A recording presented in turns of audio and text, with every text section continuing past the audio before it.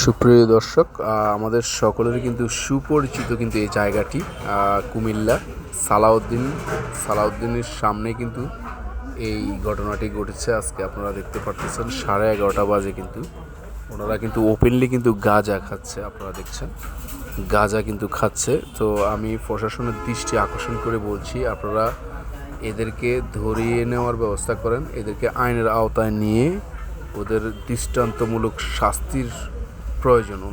ওনাদেরকে আপনারা আইনের আওতা নিয়ে ওনাদের শাস্তির ব্যবস্থা করেন। আপনারা দেখতেই পাচ্ছেন এখানে কিন্তু মানুষজন কিন্তু চলাচল রয়েছে এবং গাড়ি কিন্তু যাচ্ছে। আমিও কিন্তু গাড়িতেই ছিলাম, জ্যাম অবস্থাকালীন কিন্তু আমি ভিডিওটা ধারণ করি।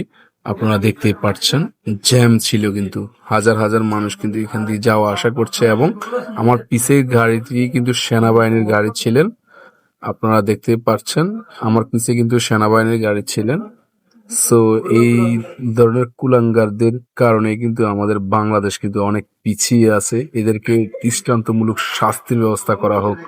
সবাই ভিডিওটি শেয়ার করে প্রশাসনের কাছে পৌঁছে দেওয়ার ব্যবস্থা করে দিবেন। অসংখ্য ধন্যবাদ। ভিডিওটি ভালো লাগলে অবশ্যই কমেন্ট করে জানাবেন এদের কি শাস্তি হওয়া উচিত। সবাই ভালো থাকবেন। আল্লাহ হাফেজ।